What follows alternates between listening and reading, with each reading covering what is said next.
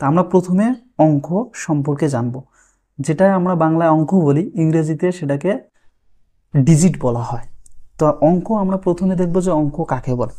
আমি এইখানে তোমাদের বোঝানোর সুবিধার্থে এইখানে সংজ্ঞাটি আগেই লিখে নিয়েছি।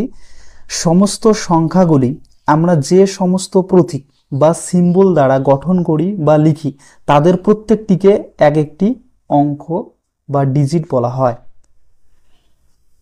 গণিতের ক্ষেত্রে মোট 10টি অঙ্ক রয়েছে। কয়টি অঙ্ক রয়েছে? 10টি অঙ্ক রয়েছে। আমরা যেমন ইংরেজি বর্ণমালার ক্ষেত্রে 26টি লেটার দেখতে পারি, 26টি লেটার এ থেকে জেড পর্যন্ত। এই এ থেকে জেডের যে 26টি লেটার, এই 26টি লেটারের দ্বারাই আমরা যতগুলো শব্দ ব্যবহার করি, এই বর্ণগুলো বা লেটারগুলো কয়েকটা পাশাপাশি বসিয়ে একটা কি শব্দ তৈরি হয়। ঠিক একইভাবে গণিতের ক্ষেত্রে মোট 10টি অঙ্ক রয়েছে। এই 10টি অঙ্ক দিয়ে আমরা যত সংখ্যা আমরা চিন্তা করতে পারি বা লিখি, এই 10টি অঙ্কের দ্বারাই কিন্তু গঠন করা হয় বা তৈরি করা হয়। এখন তোমাদের প্রশ্ন হতে পারে যে এই 10টি অঙ্ক কি কি? এই 10টি অঙ্ক হচ্ছে 1, 2, 3, 4, 5, 6, 7, 8, 9 এবং 0। এক একটি অঙ্ক আবার একটি সংখ্যা, অর্থাৎ আমরা যখন এক অঙ্কের সংখ্যা তৈরি করি তখন এই প্রত্যেকটা এই অঙ্কগুলোকে দিয়ে আমরা কিন্তু প্রকাশ করতে পারি। কিন্তু যখন আমরা 2 অঙ্কের যদি লিখতে চাই, তখন কিন্তু আমাদের দুটো অঙ্কর সাহায্য নিতে হবে।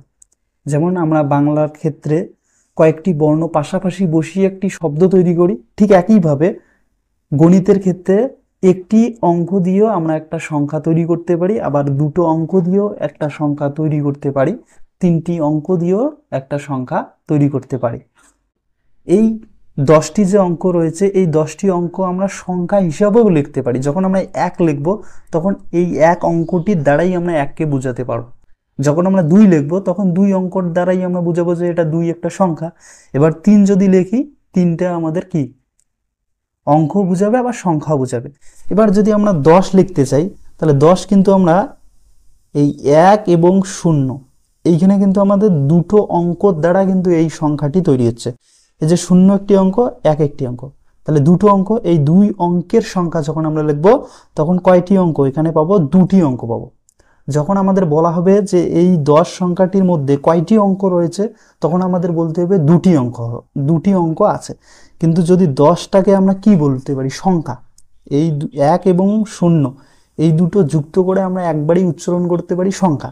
কিন্তু আমাদের যদি প্রশ্ন আসে যে এই 10 সংখ্যাটির মধ্যে কয়টি অঙ্ক রয়েছে, তখন কিন্তু আমাদের 2টি অঙ্ক বলতে হবে।